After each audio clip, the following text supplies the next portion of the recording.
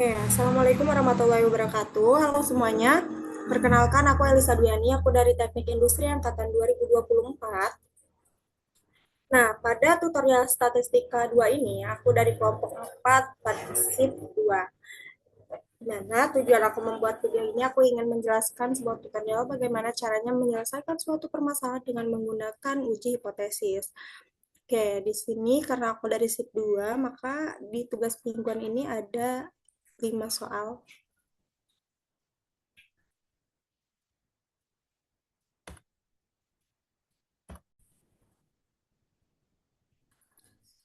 Oke, di sini ada tugas mingguan statistika di modul 2. Nah, di soal nomor 1 itu ada jelaskan apa yang dimaksud dengan uji hipotesis secara sederhana.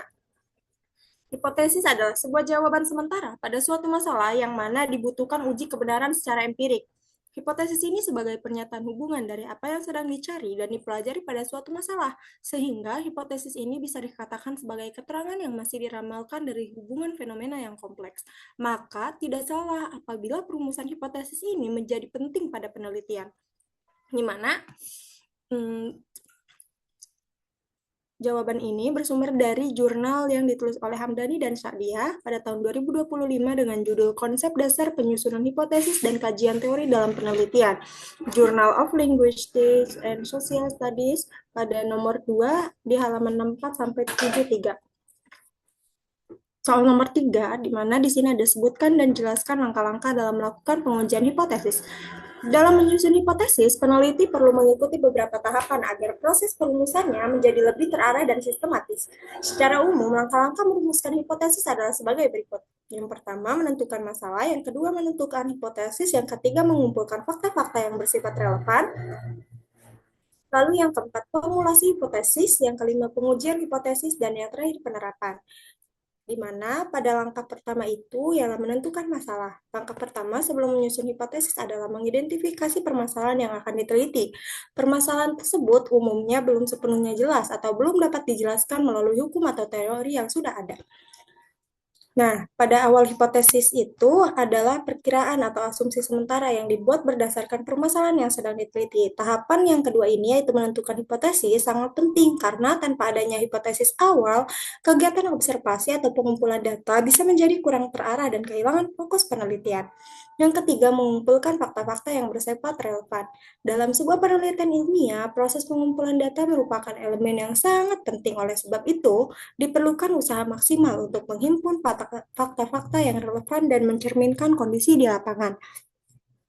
Yang keempat, formulasi hipotesis. Nah, setelah fakta-fakta itu berhasil dikumpulkan, langkah berikutnya ialah melakukan perbandingan antara fakta tersebut untuk kemudian mengidentifikasinya mana sih yang benar-benar relevan dan mendukung fokus penelitian yang sedang dilakukan. Lanjut, yang kelima ialah langkah pengujian hipotesis. Pengujian dalam konteks ini merujuk pada proses mencocokkan hipotesis yang telah dirumuskan dengan kondisi nyata yang dapat diamati, yang sering disebut sebagai verifikasi atau proses pembenaran. Melalui tahap ini dapat diketahui apakah hipotesis awal sesuai dengan fakta yang ditemukan atau tidak. Apabila hasil pengamatan tidak mendukung hipotesis, maka hal tersebut dikenal sebagai falsifikasi. Sebaliknya, apabila hipotesis tidak dapat dibantah oleh fakta-fakta yang ada, hal ini disebut oleh kolaborasi. Nah, yang terakhir ini tahap penerapan, di mana langkah akhir dalam proses penelitian ini, karena pada tahap inilah hasil dari hipotesis telah dapat diketahui dan dapat dievaluasi kebenarannya. Nah, ini bersumber dari jurnal yang ditulis oleh Halimah, Jamaluddin, dan Duksri pada tahun 2025 dengan judul Hipotesis dan Uji Hipotesis dalam Bidang Pendidikan, Journal of Innovative and Creativity, dengan jurnal nomor 2, halaman 10.895 sampai 10.906. Oke, di sini lanjut ke soal nomor 3, di mana di soal nomor 3 ini kita harus menjelaskan perbedaan antara left tile test, right tile test, dan two tile test. Di mana uji ekor kiri atau biasa disebut left tile test, itu uji ini digunakan saat H menyatakan parameter populasi yang lebih kecil dari nilai tertentu, sehingga wilayah penolakan berada di ekor kiri distribusi.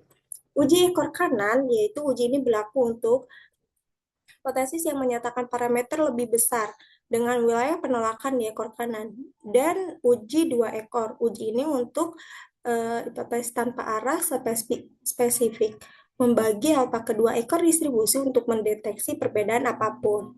Lanjut ke soal nomor 4. Di sini kita harus memberikan dua contoh pengaplikasi yang uji hipotesis dalam kehidupan sehari-hari, di mana saya mengambil contohnya dalam bidang pendidikan. Sini ada nomor 1 dengan judul pengaruh model pembelajaran kooperatif type team games turnamen terhadap hasil belajar siswa. Penelitian ini bertujuan untuk menguji efektivitas model pembelajaran kooperatif type team games turnamen dalam meningkatkan hasil belajar matematika siswa kelas 6 di MI Miftaul Ulum Pandanarum. Lanjut, di contoh nomor 2 itu ada judul hubungan motivasi belajar dengan prestasi belajar siswa kelas 6 SD Nusa Balu. Merupakan contoh penerapan uji hipotesis dalam pendekatan kuantitatif korelasional di bidang pendidikan.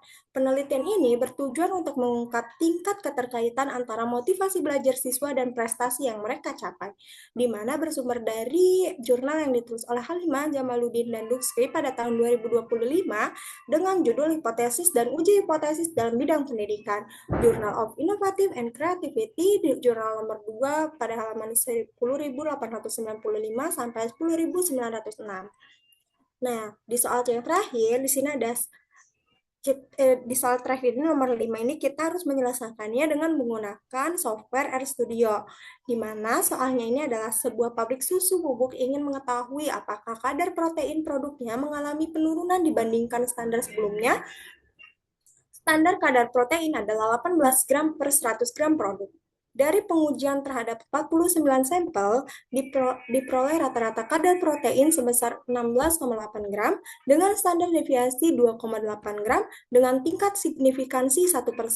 Lakukanlah pengujian hipotesis. Oke, karena kita di nomor 5 ini udah tahu ya soalnya apa aja yang harus kita selesaikan, kita langsung aja ke softwarenya.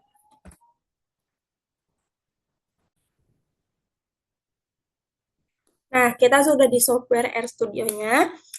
Selanjutnya yaitu kita harus menentukan hipotesis dengan kadar protein tidak mengalami penurunan tetap 18 gram sama kadar protein yang mengalami penurunan.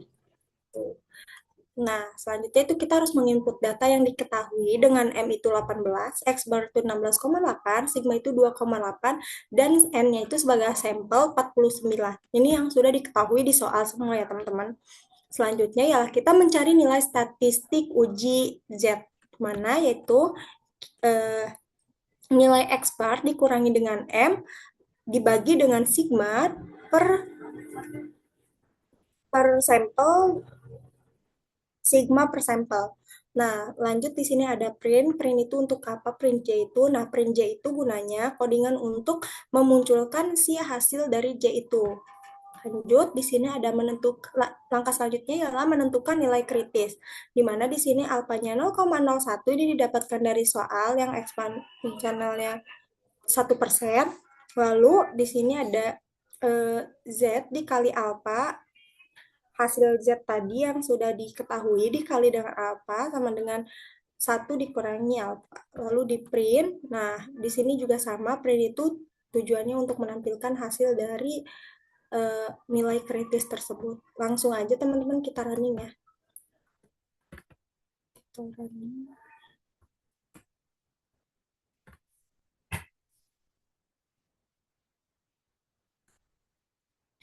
Nah, setelah kita running, di sini ditemukan nilai statistik uji Z, yaitu hasilnya min 3, dan nilai kritisnya itu sebesar min 2,32.